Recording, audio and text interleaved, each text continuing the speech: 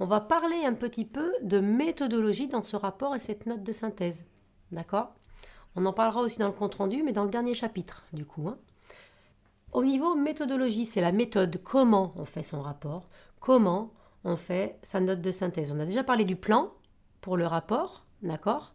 Qu'il existe différents plans selon ce qu'on veut étudier, analyser et proposer comme solution. Pareil pour la note de synthèse, il y a aussi une méthodologie, d'accord? Rapport et note de synthèse peuvent être donc mis un petit peu ensemble dans la façon de structurer son plan et de structurer sa méthodologie.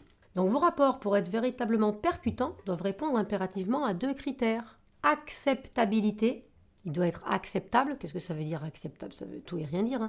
Ça veut dire défense crédible de votre réflexion et de la logique d'ensemble du texte. Ça doit être crédible et logique. Deuxième chose, faisabilité. Des propositions émises par leur aspect directement opérationnel, démontrant ainsi qu'ils ne sont pas utopiques. Les solutions que vous proposez, d'accord, doivent être réalisables, doivent être faisables dans votre entreprise. Si vous commencez à dire oui, il faudrait peut-être racheter une autre entreprise et que ce n'est pas possible, pas réalisable, il faut que ce soit réalisable, vos propositions. Elles doivent être à échelle de l'entreprise dans laquelle vous travaillez. Elles doivent être opérationnelles. Opérationnelles, ça veut dire qu'elles peuvent être mises en pratique très rapidement. D'accord ? Il ne faut pas acheter telle ou telle machine pour que votre proposition soit mise en pratique. Il ne faut pas que ce soit compliqué de la mettre en place. D'accord ? Donc, si vous proposez des solutions alternatives dans vos rapports, soyez conscient que ces solutions doivent être opérationnelles et donc faisables. D'accord ? Acceptabilité, c'est être logique. Faisabilité, être opérationnel. Donc afin de développer un thème avec intelligence et efficacité, il est essentiel de définir au préalable l'angle de recherche et de travail le plus pertinent au regard du contexte traité.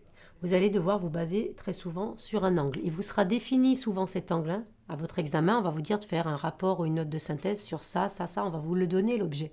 On va vous le donner, l'angle. Vous aurez ensuite votre plan à réaliser. On va regarder ce que c'est que la problématique. Vous avez dû l'entendre dans vos cours de français quand on était au collège, lycée, etc. On replonge, mais la problématique, c'est super important. Vous devez toujours faire ressortir une problématique de vos rapports et notes de synthèse. Compte rendu, on le met à part parce que le compte rendu, c'est vraiment, on fait un compte rendu sur des prises de notes qu'on aura prises dans une réunion et on ne donne pas son avis, on ne fait pas d'analyse.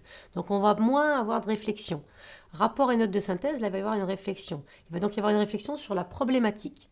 Vous devez dégager la problématique, d'accord, de votre sujet. La problématique, elle peut être explicitement formulée par votre commanditaire. Si c'est à votre examen, ce sera votre énoncé. On va vous expliciter de manière très précise ce qu'on attend de vous, d'accord ? Et la problématique qu'il y aura à régler, à discuter pendant le rapport, d'accord ? Très souvent, la problématique, elle répond à une de ces interrogations. Rédigez-moi un rapport analysant l'impact de la publicité sur le comportement des enfants de moins de 10 ans. Ben voilà, la problématique, elle est clairement posée. D'accord ? On va devoir faire un rapport qui va analyser l'impact de la publicité sur le comportement des enfants de moins de 10 ans. Il peut également vous avoir été demandé un rapport plus généraliste sur un thème. Donc là, la problématique, elle est plus difficile à trouver parce que c'est plus généraliste. D'accord ? La restauration scolaire dans notre circonscription, par exemple. Bon, ben voilà, la restauration scolaire. Alors là, il va falloir aller chercher des informations sur la restauration scolaire, les différents types de restauration. Ça va être plus général. Ce sera donc à vous de trouver un angle et un thème sur lequel vous allez potentiellement vous axer. Peut-être sur plusieurs thèmes. La restauration scolaire, au niveau financier, au niveau quel type de restauration, quel type marche mieux que l'autre. Voilà, sur plusieurs aspects du coup et différents thèmes. Social, économique, etc. Ce sera donc à vous de saisir les enjeux de votre commanditaire. Le commanditaire, c'est celui qui vous dit de faire quelque chose. Ça peut être votre supérieur hiérarchique, ça peut être votre jury d'énoncer, l'énoncer dans votre titre, etc. D'accord ? Si vous ne comprenez pas ce qu'on vous demande, c'est la problématique, ça. Si vous ne comprenez pas, vous n'arrivez pas à intégrer la problématique, vous ne pourrez pas répondre au rapport ou à la note de synthèse. Donc on essaye vraiment de bien comprendre cette problématique. La problématique, c'est les enjeux. Vous devez saisir les enjeux de votre commanditaire. Pourquoi il vous demande ça? Selon la conjoncture, selon sa position hiérarchique ou son pouvoir de décision, et d'orienter alors votre analyse suivant une problématique que vous aurez formulée au début de votre analyse. Elle se met où la problématique du coup dans votre plan? Vu que c'est le démarrage un petit peu c'est les enjeux, c'est le pourquoi vous êtes en train de faire ce plan. Qu'est-ce que vous allez montrer dans ce plan? Qu'est-ce que vous allez analyser plus tard à l'aide de ce plan? Ça se met donc souvent en introduction, hein, la problématique. On pose le contexte dans l'introduction. Et donc le contexte, c'est la problématique. C'est les enjeux. Pourquoi je fais ça? Le document le plus efficace sera celui qui permettra au destinataire de prendre rapidement une décision, en toute connaissance de cause.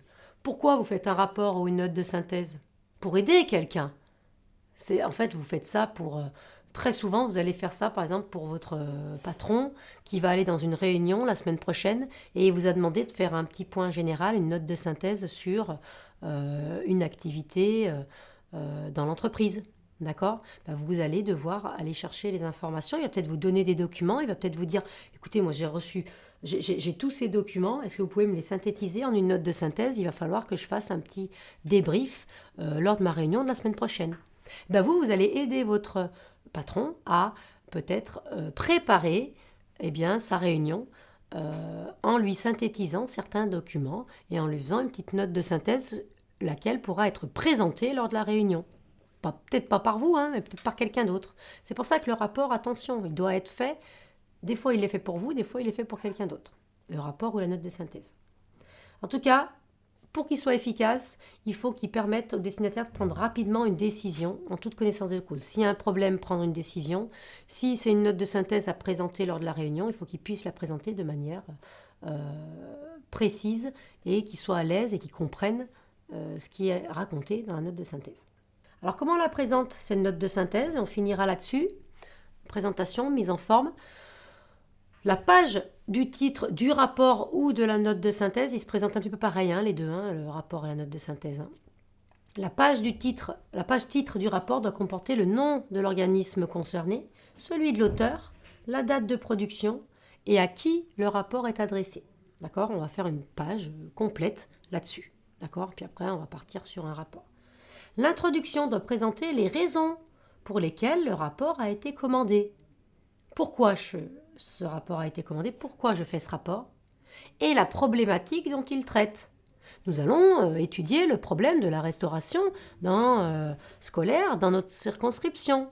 Nous allons analyser la problématique de l'impact je ne sais plus ce que c'était le titre, de l'impact de la publicité sur le comportement des enfants de moins de 10 ans. C'est des problématiques, ça. Vous devez absolument mettre votre problématique dans l'introduction, incontournable. Dans le développement, il se présente comment le développement? Il se présente d'abord avec les circonstances et les faits concernés. On commente des faits, toujours en premier. On met dans le développement son plan, en fait. On va choisir son plan, hein, d'accord, qu'on a vu juste avant. Okay, et il va d'abord, toujours le développement, présenter les circonstances et les faits concernés. C'est ce qu'on appelle le commentaire. Je commente. Quand je commente, je n'analyse pas. Je commente ce que je vois. Je dis ce que je vois. D'accord? Je commente simplement. Circonstances et faits concernés. Vient ensuite seulement l'analyse. En gros, dans le développement, vous aurez le commentaire, vous dites ce que vous voyez. Ensuite, vous analysez. Oui, je pense que ça veut dire ci, ça veut dire ça. Et je propose des solutions. Toujours 3 choses. Commentaire, analyse, solution. D'accord? Et en conclusion, donc je fais ça pour chaque argument, hein, et en conclusion, c'est juste en conclusion qu'interviennent les recommandations et les raisons qui les justifient. D'accord? Si je fais des recommandations, d'accord, je ne propose pas forcément des solutions, mais si je peux proposer des recommandations, donner donc mon avis. Mon avis, c'est des recommandations en fait. Hein. C'est pas dit oui, je trouve ça nul. Non, c'est peut-être il semblerait, ou conditionnel parfois, c'est très bien. Il semblerait que l'entreprise aurait besoin de ci, de ça, etc. D'accord? Je donne des recommandations et les raisons qui les justifient. Si la compréhension du rapport nécessite qu'on fournisse certains documents, ils seront placés en annexe. D'accord? Donc là, vous avez vu un petit peu la méthodologie avec le plan qu'on a vu juste avant, l'introduction, la conclusion et rapport, notes de synthèse sont présentés sensiblement de la même façon. Il y aura beaucoup plus d'analyse dans le rapport, en fait, et de solutions préconisées.